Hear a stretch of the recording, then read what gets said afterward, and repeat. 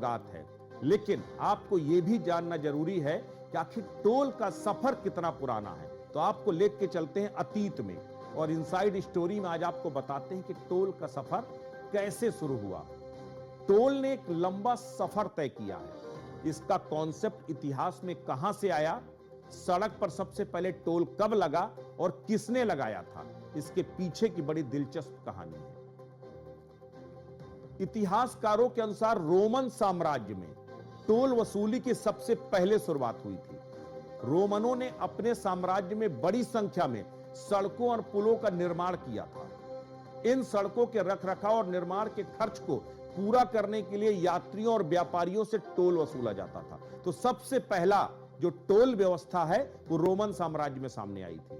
अगर भारत के लिहाज से टोल व्यवस्था की बात करें तो प्राचीन और मध्यकालीन भारत में भी मार्गों और पुलों पर कर वसूली का जिक्र मिलता है। मौर्य काल 321 से 185 ईसा पूर्व में चंद्रगुप्त मौर्य के शासन काल में कौटिल्य द्वारा रचित अर्थशास्त्र में राज्य की आय के स्रोतों में टोल टैक्स जैसी कर प्रणालियों का उल्लेख मिलता है। इसका मतलब यही है कि मुगल काल में चुंगी या सड़क कर जैसी व्यवस्थाएं लागू थीं, जहां व्यापारियों से माल ले जाने के लिए शुल्क वसूला जाता था।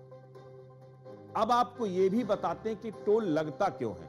यह तो आपने अतीत की बात की, अब आपको टोल के फायदे क्या है, टोल के पीछे वजह क्या थी, यह भी समझना जरूरी है। दरअसल टोल एक ऐसा शुल्क है जो सरकार या किसी अधिकृत निजी संस्था द्वारा लोगों से सड़क, पुल या सुरंग जैसी संरचनाओं के उपयोग के बदले लिया जाता है। इसका मुख्य उद्देश्य उन संरचनाओं के निर्माण, रखरखाव और प्रबंधन के खर्च को पूरा करना होता है। दरअसल टोल आज की तारीख में जो टोल लगने का जो मुख्य कारण है वो है सड़क निर्माण की लागत को वसूलना।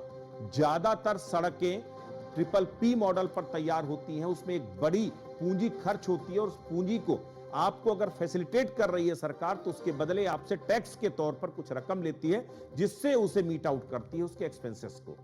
इसके साथ रख रखाव और मेंटेनेंस ये बेहद जरूरी है। एक सड़क बंद तो जाती है लेकिन उसका मेंटेनेंस प्रॉपर कैसे हो ये सुनिश्चित करने के लिए टोल लिया जाता है। जहां सुविधा नहीं वहां टोल नहीं, इसीलिए कहा जाता है। बेहतर सुविधाएं देने के लिए PPP मॉडल के लिए ये बेहद जरूरी है टोल, क्योंकि PPP मॉडल का मतलब प्राइवेट पार्टनरशिप के जरिए निवेश लाया जाता है। एक सड़क बनाने के लिए निजी कंपनियां आती हैं, वो उसका पूरा खर्च वहन करती हैं और उसके बदले में 15 साल से 30 साल तक की अवधि का आप टैक्स लगा देते हो कि इससे धीमे धीमे करके जो यात्री यहां से निकलेंगे, जिनको जो इस सुविधाओं का लाभ लेंगे, उन्हें इसका फायदा मिलेगा और इसके जरिए वो जो है अपना पैसा चुकाएंगे और स्मूथली इसका जो है ट्रांसपोर्टेशन हो पाएगा।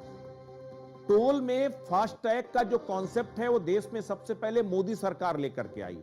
दरअसल उसके पीछे की कई बड़ी वजह थी। 2014-15 में तत्कालीन परिवहन मंत्री नितिन गडकरी ने संसद में कहा था कि भारत में टोल पर लगने वाले ट्रैफिक जाम के कारण न केवल लोगों का समय और पैसा बर्बाद होता है बल्कि ईंधन की भारी बर्बादी और वायु प्रदूषण का भी ये बड़ा कारण बनता है। आंकड़े भी दिए थे कि हर साल हजारों करोड़ रुपए का ईंधन केवल कतारों पर लगने से बर्बाद हो जाता है। 2014 में संसद में कहा था नितिन गडकरी ने कि 60,000 करोड़ का सालाना का डीजल टोल प्लाजा पर वाहनों की लंबी कतारों पर खर्च हो जाता है और उसकी वजह से मैनुअल टोल पेमेंट की वजह से। क्यों? क्योंकि इतनी लंबी लाइनें लगती हैं कि उससे माल खराब होता है, पॉल्यूशन बढ़ता है और 60,000 करोड़ का डीजल खर्च होता है। उसी के बाद से 2016 में फास्टैग को पायलट प्रोजेक्ट के तौर पर शुरुआत किया गया। 15 फरवरी 2021 को फास्टैग को अनिवार्य कर दिया गया। यह फास्टैग की यात्रा थी। अब फास्टैग अपने नए चरण में आ चुका है।